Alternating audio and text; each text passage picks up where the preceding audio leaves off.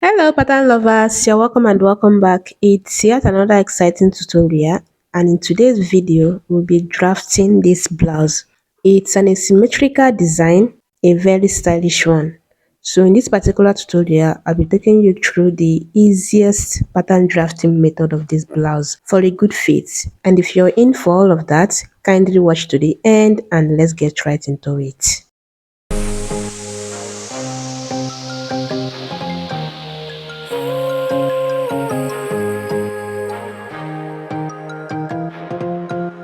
So we'll be starting with the front blouse, and you're going to have your pattern paper unfold because this is an asymmetrical design.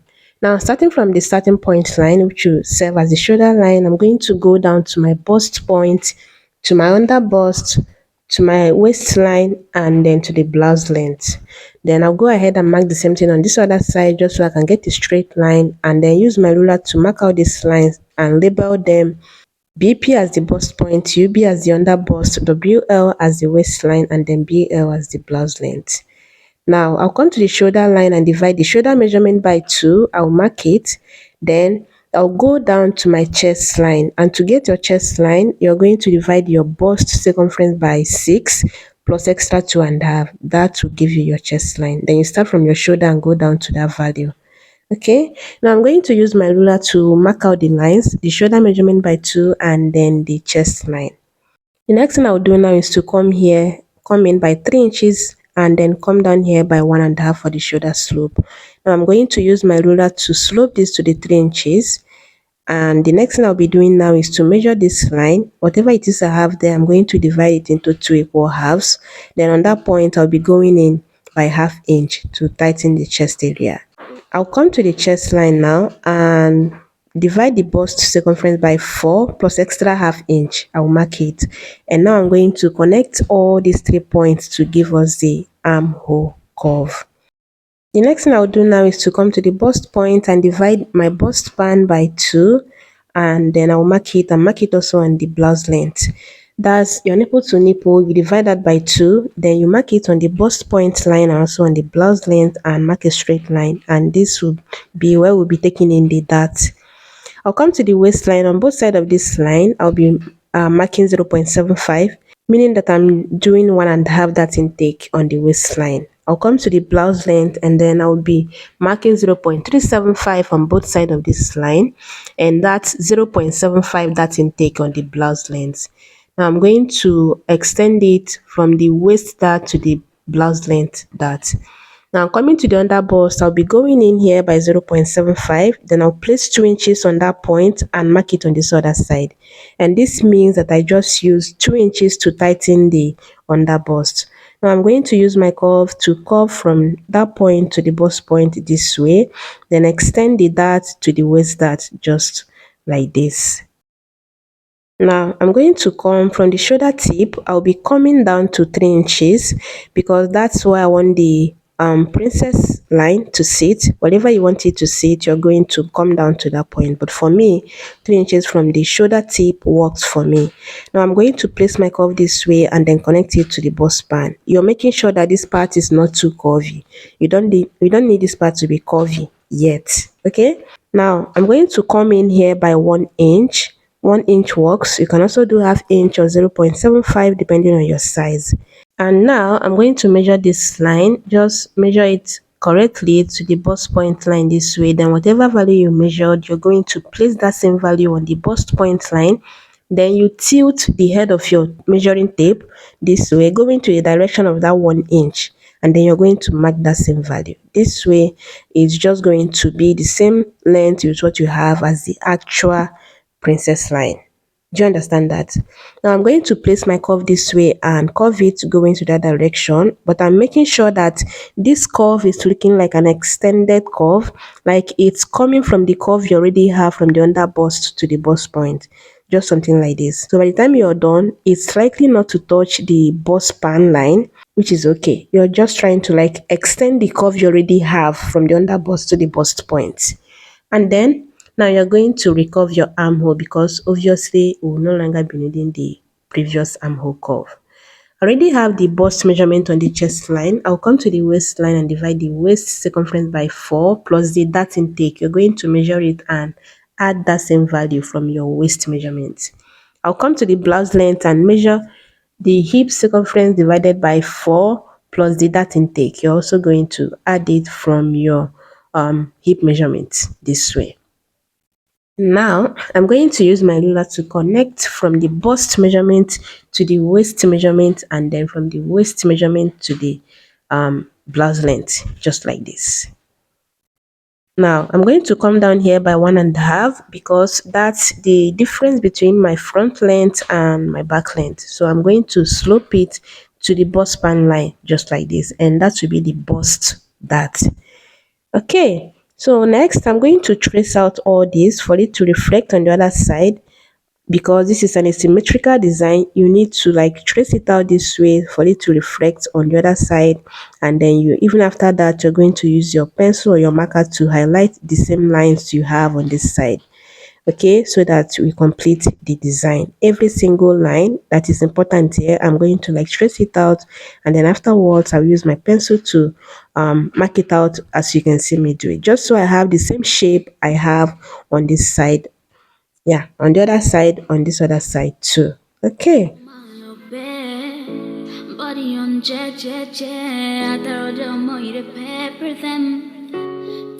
so now we have this. Now I'm going to label this right and left so that we know that this part, we have this design on this part, and then we have this design on this other part, just so you don't confuse yourself. Now I'm coming to the left hand side. Okay, I'll start from the crease line, which is the center point of this, and go in to 5 inches as the neck width for this side. Then I'll come down to 6 inches as the neck depth and measure my 5 inches again on that point. Now I'm going to connect a straight line to the neck width like this. Then I'll come to the right hand side, which is this other side. Then from the midpoint, I'll be going into 3 inches because that's how wide I want the neckline to be on that point. If you want, you can do 2.5. If you want, you can also do 2 inches. But one thing is that it's not supposed to be as wide as the left hand side. Okay, so I use my curve to connect it as you see me do it, and you can see that the neckline is already coming out together. Okay, now we move over to the down part to complete the hem design. I'll come to the left hand side from the waistline. I'm going to come to this side here and then go down to 5.5. At this point, this depends on where you want your blouse to sit on your hip. Okay, if 5.5 is okay for you, go ahead and do it. If you want, you can also do 6 inches. Then from that point, I'll be coming in to 4 inches. And then measuring from the waistline to what I have on this side, whatever it is I have there, I'm going to come to this other side and mark it just so I can have a straight line.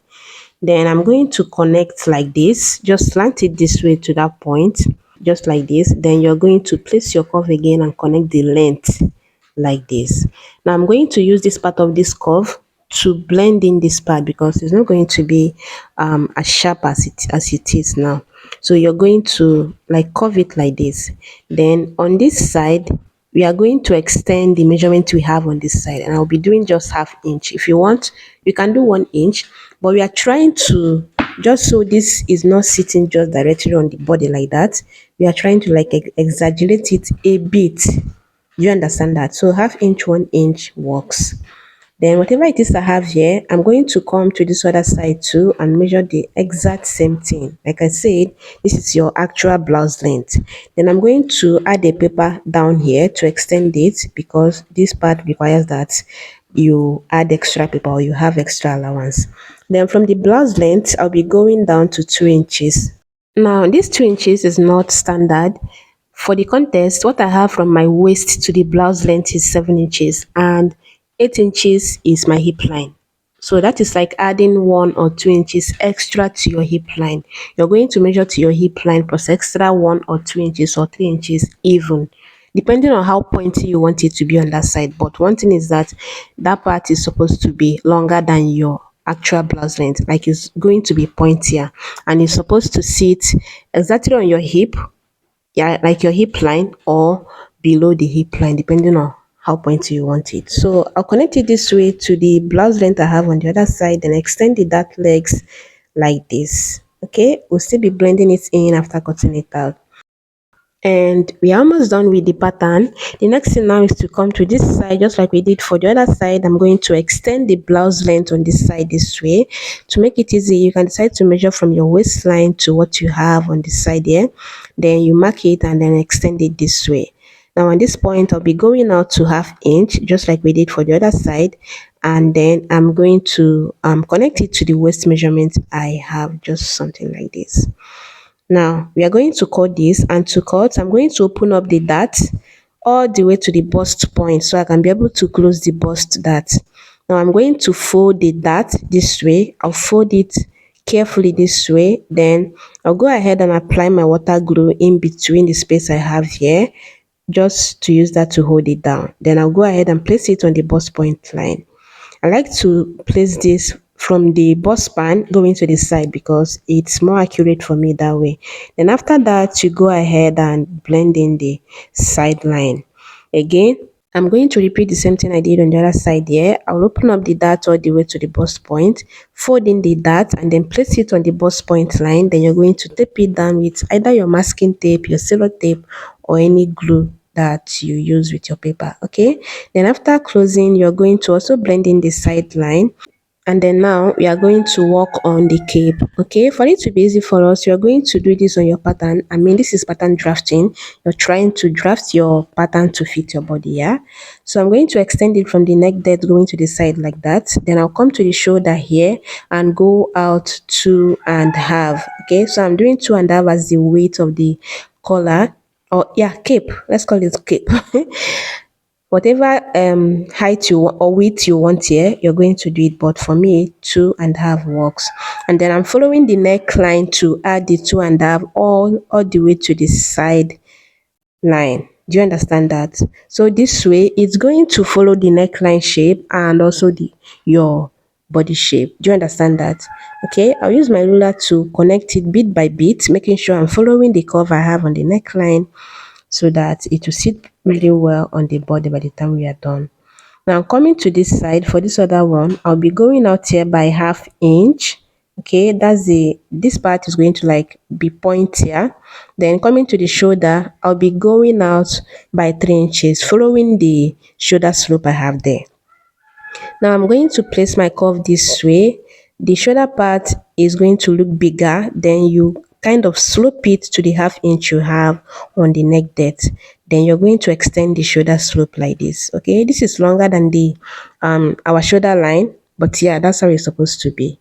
Now I'm going to place in a fresh paper underneath this in a way that it will contain this cape like this, and then I'm going to trace it out. And then when you're done, please indicate the shoulder part so you don't like misplace it. Okay, you indicate the shoulder part by the time you're done tracing it out, and later on I'll go ahead and cut it out. Now I'm going to cut this pattern out. Just watch where and how I'll be cutting this out.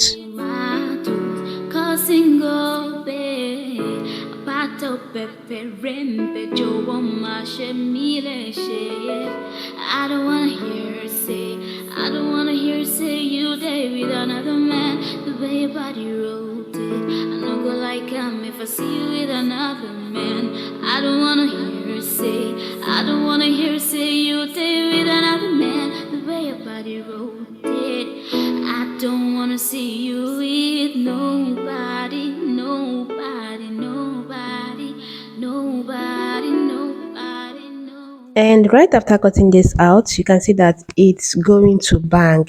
You can see that it's looking like the actual pattern for that blouse. Now we are going to keep this aside and work on the back pattern. Again, your pattern is going to be on fold, just like we did for the front pattern, except that you do not need the zipper allowance I added here. Please, just fold in your paper the same way you folded it to draft out the front pattern, with no zipper center back allowance or line like this. Okay, now from this center back line, I'll be taking the shoulder measurement divided by 2. Then I'll be going down to the chest line, and then again on that point I'll be marking the shoulder measurement divided by 2, and now I'm going to use my ruler to mark it out this way, the shoulder measurement and then the chest line out like this. Now I'm going to come in here by 3 inches, then come in here by 1 inch for the shoulder slope, and now I'm going to slant it to the 3 inches as you can see me do it here. So this was when I remember that I actually do not need this center back allowance or this zipper allowance I have here, because I had wanted to contour the center back like we normally do for our patterns, but then I remembered. Okay, so you do not need to contour the center back. Your zipper is going to go to your bust span, like one side of your dart line. You understand? Now I'm going to come to the chest line and divide the bust measurement by 4 and mark it. Now I'm going to curve the armhole to that point just like this. Then on the waistline, I'll start from the center back line and come in by my bust span divided by 2. Then I'll mark the same thing on the blouse length and then go up 6 inches as the dart length here. Then again mark my bust span on that point just so I can have a straight line. Now I'm going to use my ruler to connect it as you can see me do it, and then I'll be taking in my dart from this line now. On both sides on the waistline, I'll be marking half inch, and then I ended up doing 0.75 because you want to like tighten this so that your zipper will not budge since it's not going to the center back. I mean, your back is your back, it's not straight. So you kind of contour this very well so that your zipper will sit pretty well. But for now, I'm doing half inch as the dart intake on both sides, which is 1 inch. Later on, I'll be adding to it. Now, starting from the center back, I'm going to divide the waist circumference divided by 4 plus the dart intake. I'll go to the blouse length and take the hip measurement divided by 4 plus the dart allowance. You're going to replace it. Okay, then you're going to connect from the bust measurement to the waist measurement, and then from the waist measurement to the blouse length, just like this. Okay, now here you're coming down to the same thing you came down on the front pattern, which is 5.5, the blouse length, and then you're going to blend it into the first dart leg as you can see me do it here.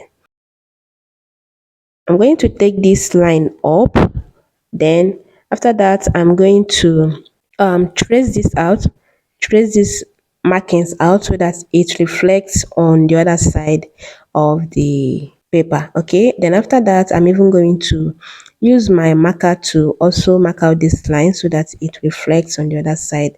Then we'll go ahead and start doing the neckline and the others. Don't wanna see with nobody, nobody, nobody, nobody, nobody, nobody. Don't wanna see with nobody, nobody, nobody, nobody. And right after doing that, this is what it's looking like. The next thing now is to bring in the center front pattern this way. Then you're going to place it this way so that you know which side is going to which side. You can see that the bigger part of the shoulder is going to this side and then the shorter one is going to the other side. Again, you can decide to go ahead and label it accordingly. And then remember I said you do not even need this center back line, so our measurement is not going to be included on that point. I'll come to this side from the shoulder and go in 5 inches, which I'm using as the neck width, then go down to 6 inches. Then on this other side, I'll be doing 3 inches, and then I'm going to place my curve this way and then connect from the 3 inches neck width to the 6 inches neck depth, and then connect this other one this way. Now, you remember I said I'll be doing 0.75 as the dart intake on the waistline, yeah? Now I'm going to connect it. I already have 0.75 from the bust span line, yeah? I'm now going to connect it. You can see that I'm using the blue marker so that you see that this is the dart we are going for now. Then I'll extend it up this way and also do the same thing on this other side. At this point, if you want, you can take out like half inch on the neckline so that you tighten it, but it's likely not to gape because it's not too wide on both sides and it's not too deep. Then on both sides of on this side too, I'll be doing 0.75, then take it up this way and then take it down. On the down part on the blouse length, you see that I did 0.75 tightening there. Okay, now I'm going to take my waist measurement again and then add the dart intake accordingly, like replace the dart intake allowance. Then on the blouse length, I'll also be extending it like with half inch like we did for the front pattern, and then connect it to the waist measurement like this. Now I'm going to come to this other side too and add the half inch that intake. We already have 1 inch replaced here. I just added extra half inch, making it 1.5, which is the that intake we have there. Then did the same thing we did on the hem, which is extending it by half inch and then connect it to the waist measurement. Now you're going to go in here by 5 inches. I thought I did 5 inches earlier, but it was not 5 inches. So now I have 5 inches neck width for this side. Then I'm going to connect the neckline. So you can see that this is not confusing or complicated. The only thing is that we do not need this center back line. And I also made another mistake of not cutting it out before starting this measurement taking.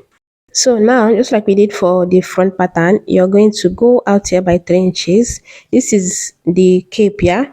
And then you're coming down from the neck depth by 1.5. Depending on how wide you want your cape to extend from your neck depth, that's what you're going to add. But on the shoulder, just like we did for the front pattern, you're maintaining the same 3 inches because at the end of the day, you're going to join this back pattern, like the cape, to the front pattern. So you have to maintain the same measurement. Then coming to this side, I'll be going out on the shoulder by 2.5.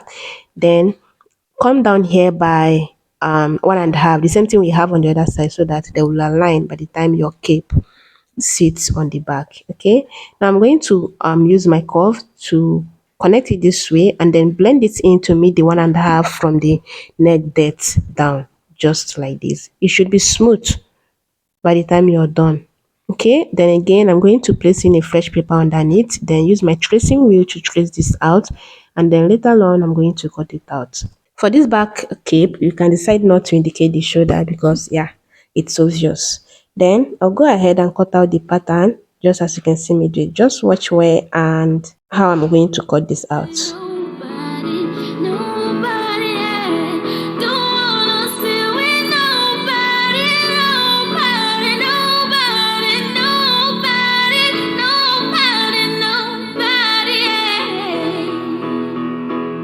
So after cutting this now, I'll cut out the center back allowance, that's the zipper allowance, and then tape it down this way.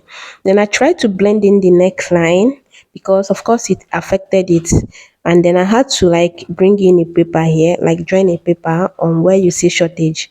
Okay. Now I'm going to use my curve again to blend in the neckline, and now you're simply blending it in, not like it affected the measurement or something like that. You're just trying to like make it the same shape you intended to have earlier because of the center this zipper allowance I added on my pattern, which I said you should not do the same mistake. Avoid the center back allowance or the zipper allowance on the center back. Just go ahead and fold in your paper like we did for the front pattern. And after cutting it out, this is what it's looking like. Okay, so now we have the front pattern, we have the center front, and then we have the two side front, which you can tell that this is going to come out so nice. From the pattern, you already know how your outfit is going to come out if you sew it right. Then we have this other side front, and then we have the cape for the front, the two of them, which I said we should indicate the shoulder part. I use my tracing wheel to like trace it to know that this is the center, like the shoulder. Then now I use my scissors to notch it. So if you place it like this, it's not going to work until you bring in the side front like this, like you already joined it.